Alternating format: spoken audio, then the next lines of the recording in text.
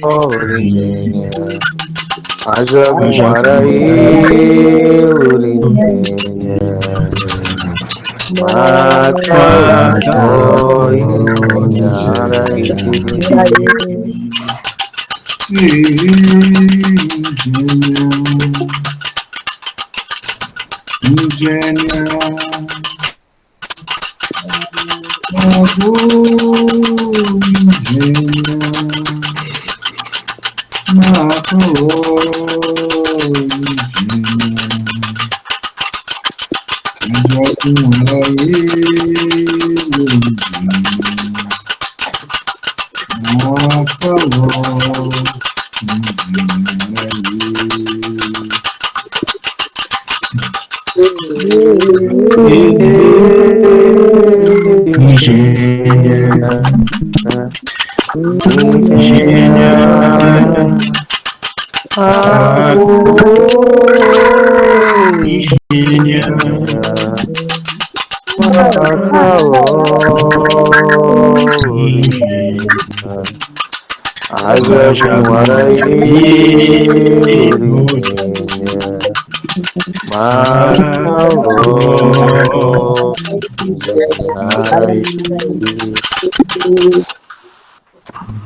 Que Pai Jagum nos abençoe no dia de hoje. Que assim seja. Nos cubra com as suas palhas sagradas. Que o seu calor, que a sua proteção sejam sentidas no nosso corpo nesse momento.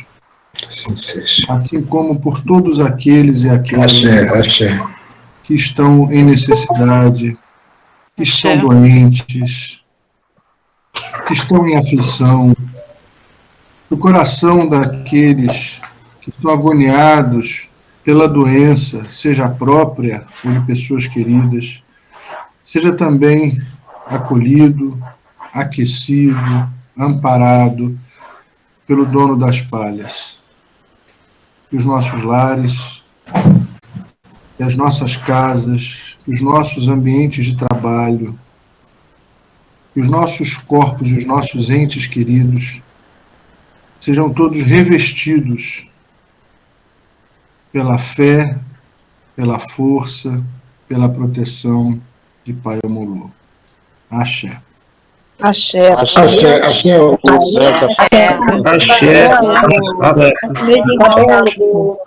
tutu. Muito bem. Tutu. A cada semana que nós fazemos a nossa oração, durante o mês de agosto, a gente também propõe uma pequena reflexão. Nosso encontro é rapidinho, é de 30 minutos, às segundas-feiras, e o tema trazido para o nosso encontro hoje diz respeito a um dos elementos mais significativos dos deuses da saúde e da doença. Nós estamos falando da palha, que no ambiente de candomblé, no ambiente da Umbanda, das religiões de matrizes africanas, costumamos denominar de palha da costa. A palha da costa é a folha ressecada de uma árvore chamada igi-ogoró. Igi-ogoró. Essa é uma árvore de porte grande, muito comum nessa região sudoeste da África, e oferece, através das suas folhas, que ressecadas formam o chamado icô, a palha da costa, um elemento importantíssimo no culto ao Molu, ao Baloaê. Vale dizer que, além do uso litúrgico, existe também o uso que eu chamo de herbológico. Na medicina iorubá, a casca dessa árvore, do igi-ogoró, né, ou icô, é utilizada em fervura no tratamento de encefalia, né, a casca dessa árvore. Mas a gente não consegue pensar o Molu, a gente não consegue imaginar o Baloaê sem que seja revestido por essas palhas. Todas as divindades do candomblé se apresentam nos seus trajes típicos, contando a sua história, relatando o seu trajeto, revelando as suas influências, as suas regências, mas a divindade que é envolta no mistério, aquela que ninguém vê, o rosto, o corpo, chama a atenção. Eu só vou pedir a vocês, quem deixou o microfone aberto, fecha o microfone, por favor, está dando uma pequena interferência. Isso, depois a gente pede para abrir, para a gente bater papo. Então, a palha da costa, ela acaba tendo muitas finalidades no culto ao Molu. Primeiro, visualmente, a gente identifica como um traje, né? Um traje, uma roupa que recobre o corpo daquele iniciado que está em transe. Portanto, a palha da costa, ela é utilizada como traje litúrgico de Omolu, de Obaloaê. Mas a gente também observa a utilização da palha da costa em outras divindades, não recobrindo o corpo inteiro. Esse é caso específico de Omolu Obaloaê. Mas a gente observa a palha da costa como adereços, como complementos das vestes de várias divindades. Eu vou citar algumas. Por exemplo, Iauá, por exemplo, Oxumaré, por exemplo, Nanã, por exemplo, Ossanin, muitas vezes também em Odé, não raro em Exu e em Ogum. Mas por quê? Isso não é aleatório. Aliás, na ciência dos Yorubás, nada é aleatório. Tudo faz sentido, tudo tem uma lógica. Talvez a gente não consiga entender essas lógicas, mas elas existem. Nós estamos citando aqui rapidamente algumas divindades que têm um entrelaçamento com o Omolu, com o Obaloaiê. Quando a gente fala de Ossanin, por exemplo, a gente está falando não só de um irmão mítico, mas a gente está falando também de uma divindade que é diretamente ligada à cura. Afinal, Ossanin, dito irmão de Omolu, Obaloaiê, em alguns contos, é um Onishegun, é um médico. Médico, divindade da saúde e da doença. Quando a gente fala de Oxumaré, por exemplo, a gente está falando de uma outra divindade, de um outro orixá, cujo culto converge numa família mítica de Omolu, Obaloaiê. O mesmo ocorre com Nanã, a mãe originária de Omolu, Obaloaiê. Também usa palhas como elementos complementares das suas vestes, sempre fazendo alusão, sempre fazendo uma espécie de conexão com essas divindades da saúde e da doença. Iauá, a mesma coisa, o mesmo ocorre com Iauá, às vezes no seu adê, na sua coroa, às vezes nas suas próprias vestimentas. Odé, especialmente Odé Iboalama, ou Ibo, que miticamente foi criado por Omolu, também apresenta nos seus trajes uma conexão com os deuses através da palha. Mas e Exu? E Ogum? Ogum foi aquele que levou Omolu para a ocasião em que as suas palhas foram reveladas no mistério. Depois eu vou contar isso ainda hoje. Mas tanto Exu quanto Ogum são divindades da terra. Perdão, Ogum é uma divindade da terra, né? Exu é do fogo, mas Ogum é uma divindade da terra. O mesmo elemento originário de Omolu Obaloaiê. Vale dizer que muitas vezes, como o Ogum aqui por nós no Brasil é celebrado como deus da guerra, nós o associamos ao fogo.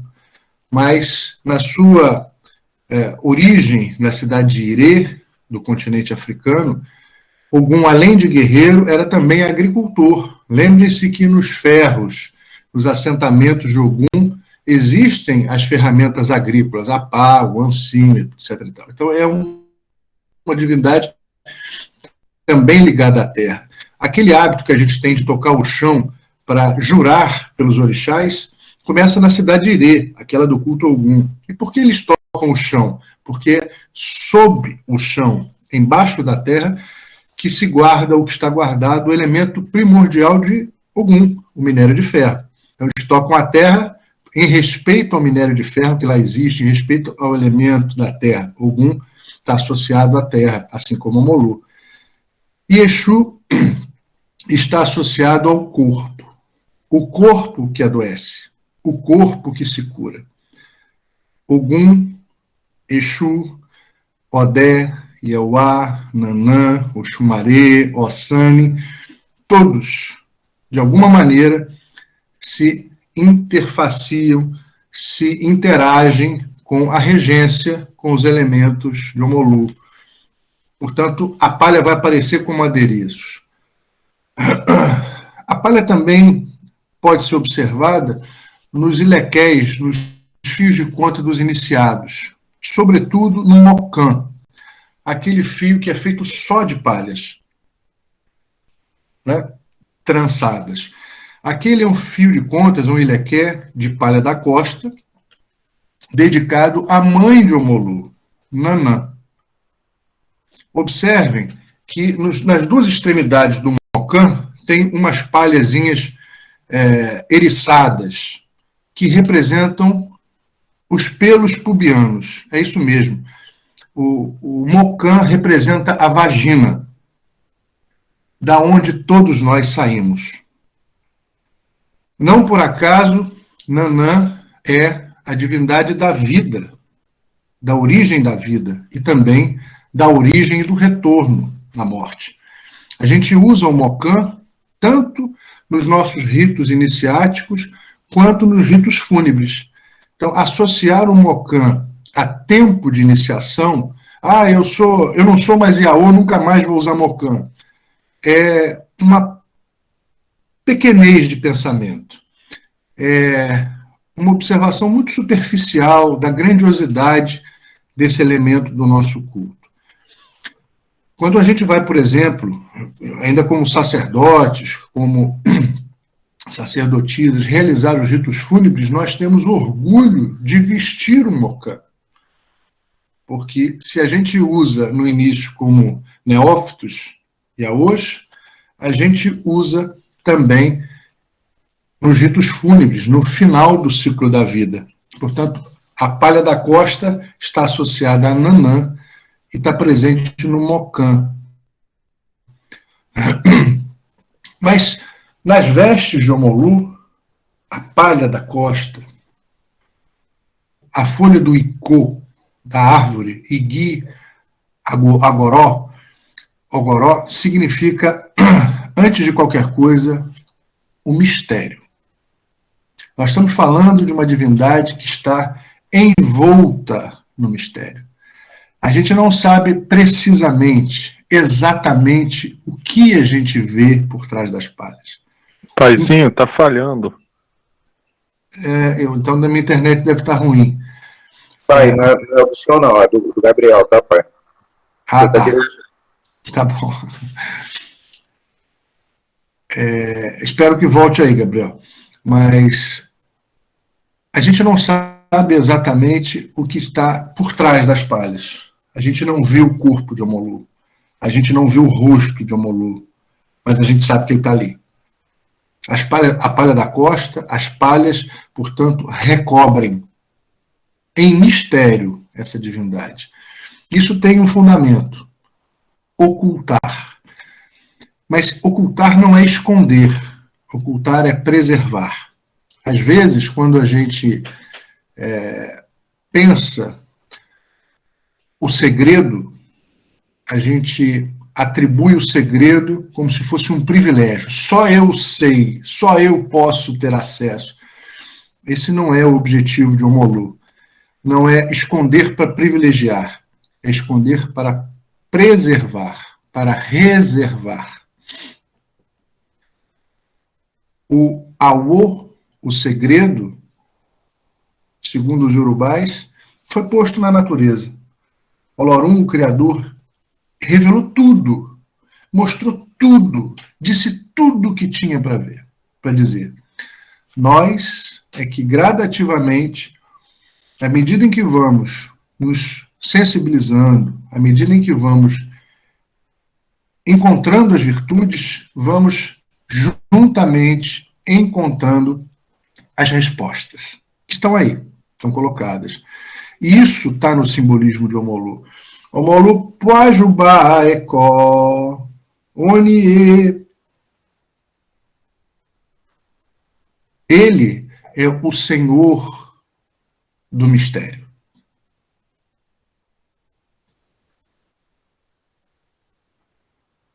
Ele guarda o mistério. Não para esconder, mas para preservar. O mistério está à disposição de qualquer um que se abra para adentrar as palhas.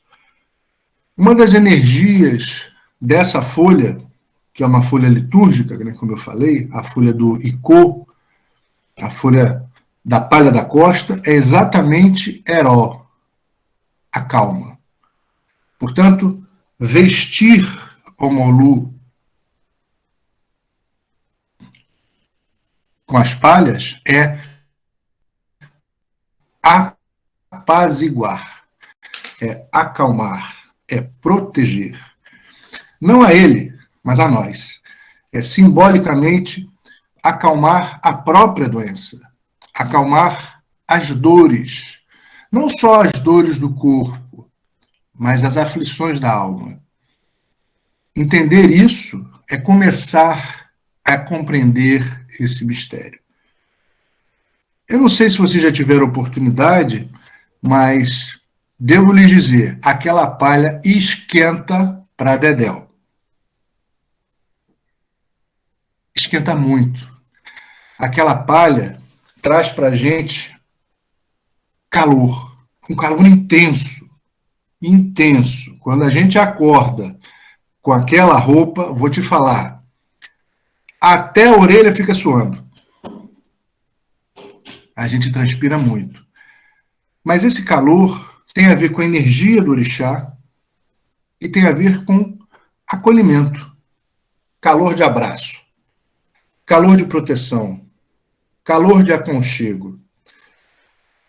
Há muitos itãs que falam, mencionam a roupagem de palha de Omolu. Um deles, não sei se é o mais conhecido, mas um deles diz que Omolu, o Baloaê, muitas vezes descrito como Chapanã, tinha o corpo marcado por feridas e se envergonhava disso. Não gostava de socializar, ele se sentia muito acanhado, acabrunhado, constrangido com essas marcas corporais. E certa vez houve uma grande festa e todos os orixás foram convidados.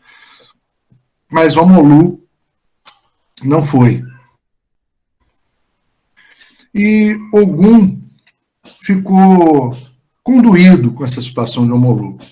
E disse, olha, vai, se você não fica à vontade, use aquelas suas roupas de palha que você já usa por aí, se escondendo, se protegendo, para ninguém ver seus filhos. Mas você vai, participa, escuta lá umas modas, come os negócios e tal. E Omolu foi e ficou quietinho no canto, no jeitão dele, e a festa rolando. Até que, em tal momento, Oiá começou a ficar curiosa com aquela figura sentada no canto, que não interagia, não participava, não sei o quê, pé. E ela, então, começa a rodar. Ela que é a Yalafefé, a mãe nos ventos ou dos ventos, começou a girar, começou a dançar, começou a girar, e do seu movimento corporal, o vento fez com que as palhas de Omolu se levantassem. E à medida em que as palhas foram se levantando, misteriosamente, aquelas feridas do corpo dele foram saltando do corpo como pequenas pipocas estouradas. E Oiá pôde ver a beleza daquela divindade. E assim se apaixonaram, diz o Itã. Portanto, esse é um dos contos, um dos itãs que menciona o uso das palhas por Omolu. Mas se Omolu se curou, se Omolu teve as suas feridas revertidas em pipocas, em flores, por que até hoje ele usa o capuz de palha da costa? Essa é a pergunta. Por quê? Eu gosto muito dos porquês. Mais até do que das respostas, eu gosto mais das questões. Por que até hoje, se ele já está curado, continua usando o chamado azê? Porque, como eu disse a vocês, antes de ser para proteger-se, é para proteger-nos. Essa divindade que carrega em si a saúde e a doença e a saúde, não trava nenhuma briga com Arum, que é a divindade da doença. Eles não estão num conflito eterno, se degladiando, como em outras mitologias. Não. Omolu, Baloaê e Arum, a doença, não lutam, mas negociam. Negociam o quê? O melhor para nós. Muitas vezes é a oportunidade de encontrar a doença que nos propicia encontrar também, junto com ela, reflexões, transformações, ponderações, mudanças. Na nossa cultura, na cultura iorubá, a gente aprendeu que a doença, Arum, não é inimiga, assim como os outros Adjogum, mas, apesar de causar, ou poder causar dor, ela é sempre um dos elementos de transformação. Queremos saúde, devemos preservar o nosso corpo para encontrar saúde, devemos cuidar do nosso corpo para ter saúde. Mas quando a doença nos encontra, é o Molu, é o Baloaê, que negocia com Arum aquilo que é melhor para nós. Que essa negociação seja próspera, que essa negociação seja rápida, que essa negociação nos inspire a nos tornarmos pessoas mais virtuosas, mais sensíveis, mais solidárias, mais inspiradas no trajeto de Omolu e de Obaloaê. Axé. Axé, pai, Axé. benção. Axé. Axé, pai. Axé, Axé. Axé, babá. Axé, babá. Sua bênção. Axé, meu A todos, a todas. Hoje o nosso tempo é muito curtinho, o nosso papo é 30 minutos, como eu digo sempre, a gostinho de quero mais, mas o objetivo é exatamente esse, é deixar em nós esse sentimento de união, é deixar em nós esse calor, esse afeto, esse afago, lembrar que sempre é possível que nós estejamos juntos, juntas, independentemente da distância. Os nossos ancestrais, os iorubás, assim como os malês, os Congo, Angola, os chamados Banto, assim como os Jeje, os Fon, os Eué, todos aqueles que foram trazidos para cá naquelas condições deploráveis, nunca se distanciaram da sua origem. E olha que naquela época não tinha internet. Nunca deixaram de se conectar com seus ancestrais. Nunca deixaram de reencontrar a sua força e a sua fé. São exemplos que não podem ser esquecidos. São possibilidades que a gente precisa lembrar que tem à disposição, no alcance das mãos. Mesmo em tempos de pandemia, mesmo sem poder praticar os nossos ritos, como de costume, mesmo sem poder nos abraçarmos, como é o hábito, como é a nossa tradição, uma religião de beijo, de abraço, de suor, de lágrimas e de risos também. Mas sempre é possível. A gente sempre pode, desde que a gente queira. Queremos, estamos juntos. Beijo, axé para todos nós. Beijo, pai, benção. Beijo, boa noite. Felicidade.